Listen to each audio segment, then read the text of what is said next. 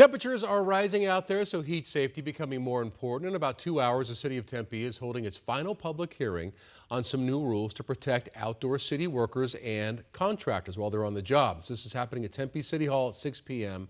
and you can still weigh in. So council members will discuss updates to heat safety plan, including access to water, access to shade, mandatory breaks during the heat, and whistleblower protections. And it is warming up as we head into our weekend. Yeah, Lindsay, how hot is it going to get? We're going to get very close to that 110-degree threshold this weekend. Temperatures rising. We did make it into the triple digits today. We will continue to rise over the next couple of days. Right now, though, it's 99 degrees. As promised, that dew point has come down. It has been in the 50s the last couple days. Today, it's in the 30s and it means it's less humid out there. High pressure is gaining control all across the state this afternoon. Temperatures warmer than 24 hours ago. In fact, we're 7 degrees warmer here in Phoenix, 15 degrees warmer in Sedona. That's because we had some showers further to the north.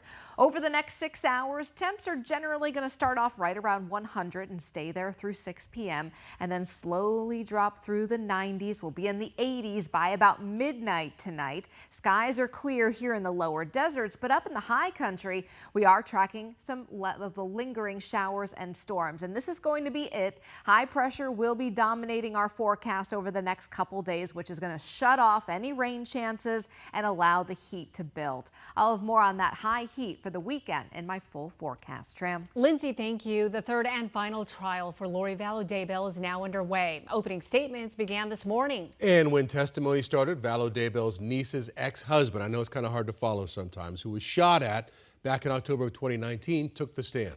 12 News journalist Rachel Cole live in studio with the latest. It does get kind of tough sometimes to follow all the X's and O's here. It is certainly convoluted for sure. And when you say third and final trial, there's been so many of these and a lot of rumblings from viewers and people in the newsroom, frankly, about why do I care about this convicted murderer's case? Well, here's why, because this is the first time we're actually hearing from one of the alleged victims who surpassed death. He made it past death, had a brush with it at the hands, allegedly, of Lori Vallow Daybell and her late brother, Alex Cox. So emotional testimony from Brandon Boudreaux, who is the alleged victim in this particular case, going into detail about being shot at in his car in the East Valley all those years ago. Take a look.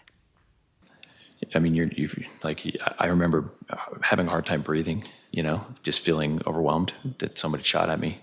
Brandon Boudreaux going back to the night of October 2nd, 2019. The back window pops up. I see a muzzle. I hear a bang. And your fight or flight kicks in at that point. So for me, I just immediately thought, and my window shattered. All that happened in like the snap of a finger. And so I just immediately thought, someone's shooting at me. The incident allegedly part of Lori Vallow Daybell's and her late brother Alex Cox's conspiracy to kill Brandon, who was married to her niece Melanie. Melanie believed I helped to try to get her temporary recommend taken away, and that we both knew that it wasn't true. Prosecutor Trina Kay asking about the motives surrounding religious ties to the LDS Church. The goal of this defendant and her co-conspirators to shoot and kill Brandon Boudreaux. Vallow Daybell arguing those claims. There was not any animosity between Brandon and myself. I personally did not have any motivation to have harm come to Brandon. In fact, Brandon and I had a very friendly relationship all of the time that I have known him. But the state argues Vallow Daybell felt threatened by Brandon, ultimately putting ideas into his now ex-wife Melanie's head. Hope that she would have integrity, that she would respond and acknowledge that I didn't hack her computer. I don't know, honestly. Just hope, I was trying to find something to fix the problem. Prosecutor Kay circling back to messages about Vallow Daybell and Cox's plan to harm Brandon. And bang! He heard a shot and his window shattered right next to him.